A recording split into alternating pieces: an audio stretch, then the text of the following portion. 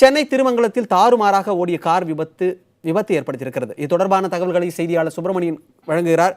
சுப்பிரமணி, இந்த விபத்து எப்படி நடந்தது?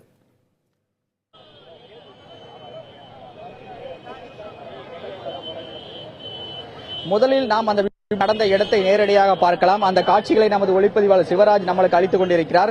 திருமங்கலம் எஸ்டேட் சாலையில் அதிவேகமாக வந்த இந்த சொகுசு கார் நடைமேதையில் ஏறி அங்கு இருக்கக்கூடிய சாலை ஓரமாக வைத்திருக்கக்கூடிய மெக்கானிக் ஒருவர் பிரகாஷ் என்பவர் மீது மோதி இருக்கிறது.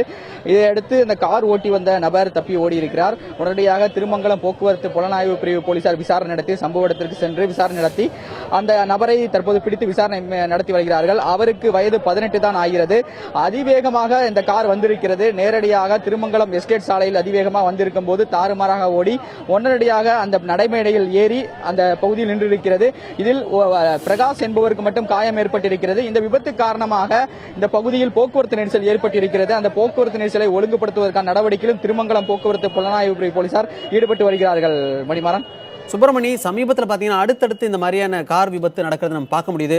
சமீபத்தில் கூட 3 மாணவிகள் இந்த தண்ணீர் லாரி இந்த மாதிரி சாலை விபத்துகள் அடிக்கடி நடக்குது. காவல்துறையினர் என்ன சொல்றாங்க?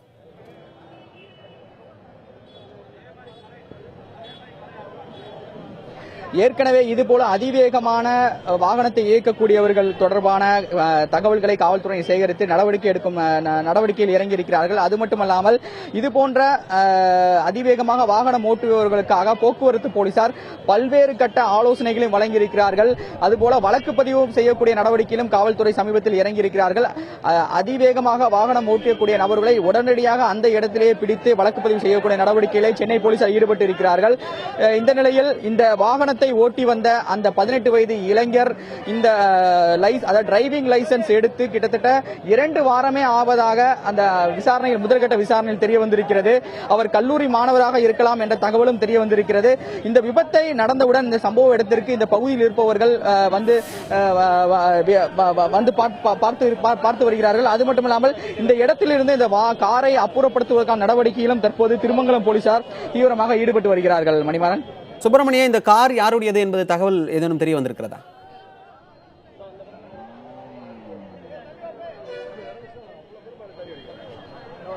மணிமாறன், இந்த சம்பவம் சற்று நேரத்திற்கு முன்பாக இந்த இடத்தில் நடந்திருக்கிறது. திருமங்கலம் எஸ்டேட் சாலையில் இந்த சம்பவம் நடந்திருக்கிறது. இந்த காரை எடுப்பதற்கான முயற்சியில் தற்போது அந்த காவல்துறையினர் ஈடுபட்டு வருகிறார்கள். ஆனால் இந்த காரை வேடிக்கை பார்ப்பதற்காக இந்த பகுதி மக்கள் அனைவரும் இங்கே கூடியிருக்கிறார்கள். இதனால் கூட போக்குவரத்து நெரிசல் ஏற்பட்டிருக்கிறது என்றுதான் சொல்ல வேண்டும். அது மட்டுமல்லாமல் காரை எடுப்பதற்கான சூழ்நிலைகள் தற்போது இல்லை என்றுதான் காவல்துறை தரப்பில் தெரிவிக்கப்பட்டிருக்கிறது. அதனால் காரை இழுப்பதற்கான போக்குவரத்து காவல்துறை வாகனம் வந்த பிறகுதான் இந்த காரை இந்த பகுதியிலிருந்து எடுப்பதற்கான வாய்ப்புகள் இருக்கிறது என்றும் காவல்துறை தரப்பில் தெரிவிக்கப்படுகிறது. சுப்பிரமணியன், இந்த கார் விபத்தை நேரில் பார்த்தவர்கள் யாரேனும் இருக்கிறார்களா? அவர்களிடம் நீங்கள் பேசினீர்களா? ஏதாவது சொன்னார்களா?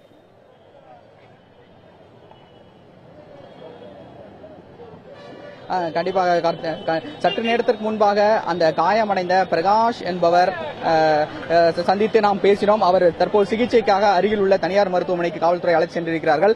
இந்த சம்பவத்தை நாங்கள் அந்த நடைமேடையில் மெக்கானிக் டயர் பஞ்சர் ஒட்டும் பணியில் நாங்கள் ஈடுபட்டு கொண்டிருந்தோம். அப்போது அதிவேகமாக அந்த வந்த கார் நேரடியாக நடைமேடையில் ஏறி விபத்தை ஏற்படுத்தியிருக்கிறது என்று அவர் தகவல் தெரிவித்திருக்கிறார். மேலும் பிரேக் ஃபெயிலியராக இருக்கலாமா என்ற ஒரு தகவலையும் அந்த மெக்கானிக் பிரகாஷ் என்பவர் தெரிவித்திருக்கிறார். காயமடைந்தவருக்கு இங்குள்ள மருத்துவமனையில் சிகிச்சை அளிக்கப்பட்டு வருகிறது. மணிமாறன்.